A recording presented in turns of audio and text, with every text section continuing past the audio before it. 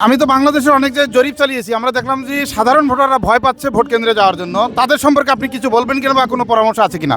আপনি যদি মনে করেন যে আপনি একদিনের ভয়ে আপনি ঘরে বসে থাকবেন, তাহলে কিন্তু আপনাকে 5 বছর তারা আপনাদেরকে ভয়ের মধ্যে রাখবে।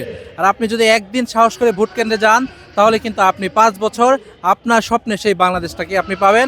আপনি নিরাপদে এবং আপনি নির্ভয়ে বাংলাদেশে বসবাস করতে পারবেন। আপনাকে সিদ্ধান্ত নিতে হবে, আপনি কি একদিন সাহস করে ভোট কেন্দ্রে যাবেন, নাকি আপনি একদিন ঘরে বসে থাকবেন। তো আমি বলবো আপনি ভয় না পেয়ে আপনি ভোট কেন্দ্রে যান, 5 বছর আপনি আপনার ভবিষ্যৎ নিরাপদ করুন। এবং আমি আরেকটু বলতে চাই যে আপনারা যারা এখনও ভয় পাচ্ছেন, আপনারা দেখেন আমাদের একটি ভোটের মাধ্যমে কিন্তু আগামী দিনে বাংলাদেশ নির্ধারিত হবে, বাংলাদেশের ভাগ্য নির্ধারিত হবে।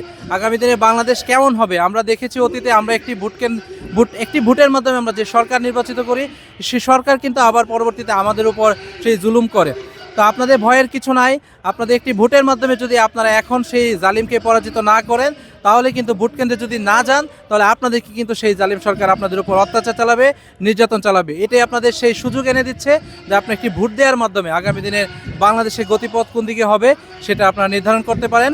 অথবা আপনারা যদি ঘরে বসে থাকেন, তাহলে কিন্তু যারা আজকে ভোট কেন্দ্র দখল করার জন্য পায়তারা করছে, তারা ভোট কেন্দ্র দখল করে আপনাদের উপরেই কিন্তু আবার জুলুম নির্যাতন চালাবে। তো জুলুমের বিপক্ষে, অন্যায়ের বিপক্ষে আপনারা ভোট দিবেন। আগামী দিনের বাংলাদেশ পরিবর্তনের অংশীদার হন। আপনাদের সবাইকে সেই আশাবাদ এবং আপনাদের উদাত্ত আহ্বান জানাচ্ছি। দেখেন, বাংলাদেশের জুলাই গণঅভ্যুত্থানের সময় আমরা দেখেছি যে থানাগুলো লুট হয়েছে। সেই অস্ত্রগুলো আজকে বিভিন্ন রাজনৈতিক দলের কর্মীদের হাতে গিয়েছে এবং দেখতে পাচ্ছি একটি নির্দিষ্ট দলের কর্মীদের বাসায় কিন্তু আজকে তল্লাশি চালিয়ে তাদের কাছ থেকে বিভিন্ন ধরনের দেশি বিদেশি অস্ত্র উদ্ধার করা হচ্ছে। আমি মনে করি এটা আসলে আইনশৃঙ্খলা বাহিনীর কাজ, এগুলো খুঁজে খুঁজে বের করে সেই অস্ত্রগুলো উদ্ধার করা। আর বাংলাদেশের মানুষ কিন্তু একটি মুক্তি লড়াইয়ের মধ্যেই আছে। জুলাই গণঅভ্যুত্থানের পর থেকেই একটি সুষ্ঠু নির্বাচনের মাধ্যমে জনগণ ভোটাধিকার প্রয়োগ করবে এবং তারা ভোট কেন্দ্রে যাবে বলে আমি বিশ্বাস করি। যারা এখনও ভয় পাচ্ছেন, আমি তাদেরকে বলতে চাই যে আপনাদের ভয়ের কিছু নেই। আমরা আসলে একটি যুদ্ধের মধ্যেই আছি এবং বাংলাদেশ একটি নতুন দিকে যাবে। সেটার জন্য আপনাদের প্রত্যেকেই ভোট কেন্দ্রে আসতে হবে। আমাদের 11 দলীয় ঐক্যজোটের সমস্ত নেতাকর্মী আপনাদেরকে নিরাপত্তা দিতে প্রস্তুত এবং বাংলাদেশের মানুষই আজকে জেগে উঠেছে। বাংলাদেশের প্রত্যেকটি মানুষই আপনাদের সহযোদ্ধা হিসেবে পাশে থাকবে।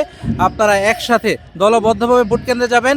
কেউ যদি আপনাদের ভোট ছিনতাই করতে আসে, তাহলে আমরা আমাদের 11 দলীয় ঐক্যজোটের যে নেতাকর্মীরা আছে তাদের সহযোগিতা নেবেন। আপনারা স্থানীয় যারা আপনাদের প্রশাসন আছে তাদের সহযোগিতা নেবেন।